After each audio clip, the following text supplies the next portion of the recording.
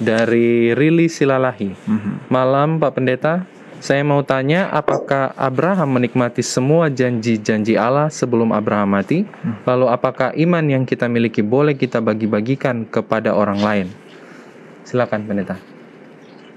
Terima kasih. Apa janji Allah kepada Abraham? Kebetulan dalam 1 triwulan ini, di dalam pelajaran sekolah Sabat di gereja kami, Gereja Masehi Advent Hari ke-7, setiap minggu, setiap hari ada pelajaran yang sama untuk semua orang, semua umat Advent di seluruh dunia, dan setiap hari Sabat direview kembali pelajaran sekolah Sabat itu, dan pelajaran sepanjang triwulan ini dari awal April sampai akhir Juni adalah tentang perjanjian, dan salah satunya adalah membahas tentang perjanjian yang Allah buat dengan Abraham. Apa perjanjian Allah dengan Abraham? Yang pertama, Allah berjanji bahwa Abraham akan menjadi berkat. Dia akan menjadi bapa dari banyak bangsa. Ya. Dan melalui Abraham, maka banyak bangsa, segala bangsa akan mendapatkan berkat. Apakah pada waktu Abraham mati, ia sudah sempat melihat, atau sebelum Abraham mati, dia sudah sempat melihat semua janji-janji ini digenapi di dalam, atau dia melihat sudah digenapi di dalam kehidupannya? Coba kita lihat dulu kapan Abraham meninggal dan apa yang terjadi pada saat itu. Coba kita baca di dalam Kejadian pasal yang ke-25, cerita tentang Abraham meninggal dunia. Kejadian pasal yang ke-25 ayat yang ke-7.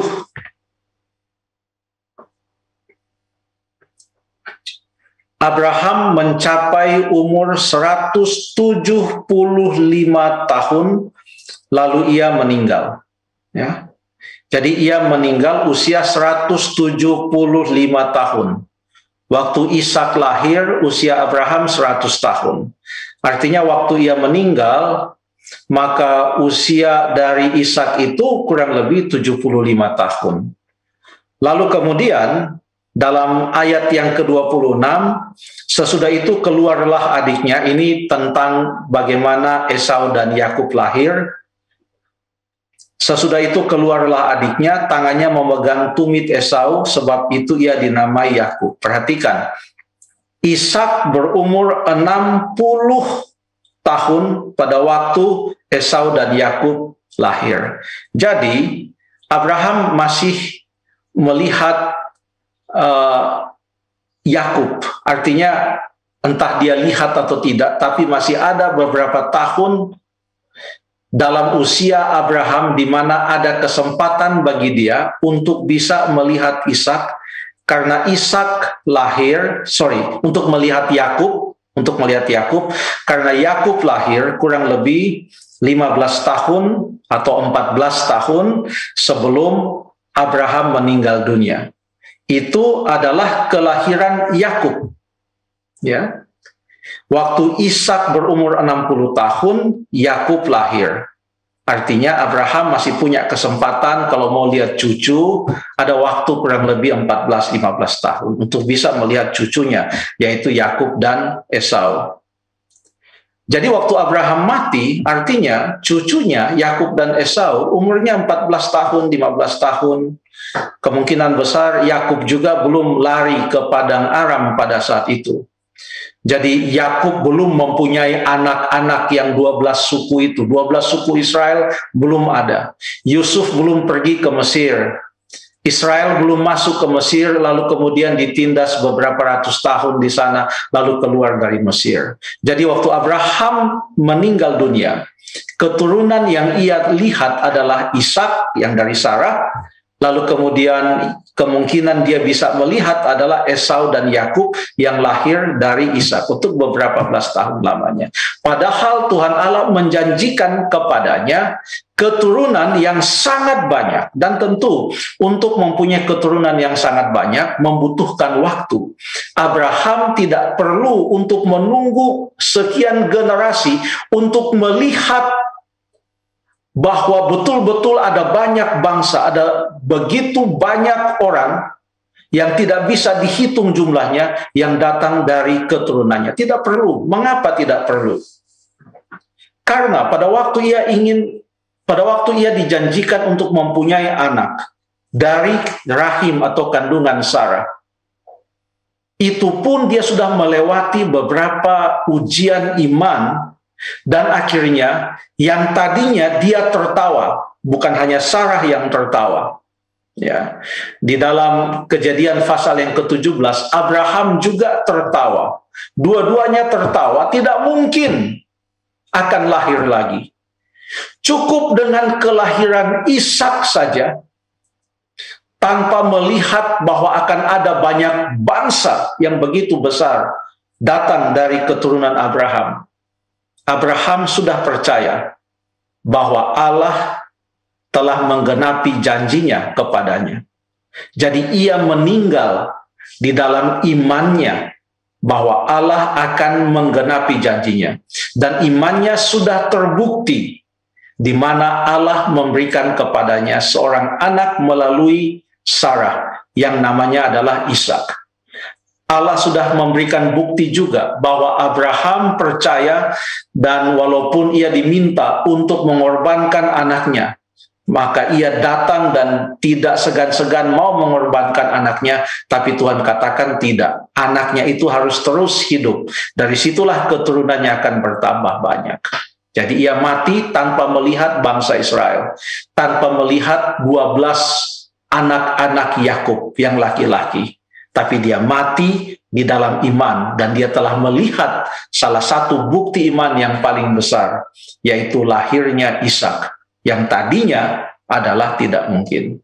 Kalau kita baca di dalam Ibrani pasal yang ke-11, ayat yang ke-10, saya buka Alkitab saya, Ibrani pasal yang ke-11 ayat yang ke-10. Sebab ia menanti-nantikan kota yang mempunyai dasar yang direncanakan dan dibangun oleh Allah. Ini Abraham. Ya, dia bukan hanya menanti-nantikan tanah yang dijanjikan, yaitu tanah Kanaan yang dijanjikan oleh Allah menjadi tanah perjanjian yang akan diwarisi oleh keturunannya. Yang ia nantikan adalah kota Yerusalem baru yang dibangun oleh Allah sendiri. Ia mati di dalam iman. Terima kasih.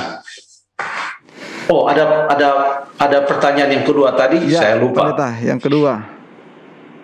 Lalu apakah iman yang kita miliki boleh kita bagi-bagikan kepada orang lain? Terima kasih. Saya harus menafsirkan kata membagi-bagikan. Yang jelas, kata membagi-bagikan di sini bukan berarti orang lain tidak percaya, tapi atas nama orang itu saya percaya, dan percaya saya kepada orang itu dianggap mewakili percayanya semua orang yang ada. Bukan itu artinya membagi-bagikan iman, karena setiap orang bertanggung jawab untuk keselamatannya. Karena Alkitab berkata, barang siapa yang percaya kepadanya tidak akan binasa. Jadi kalau ada dua orang, satu percaya, satu tidak percaya, maka hanya yang percaya yang selamat, yang tidak percaya tidak akan selamat.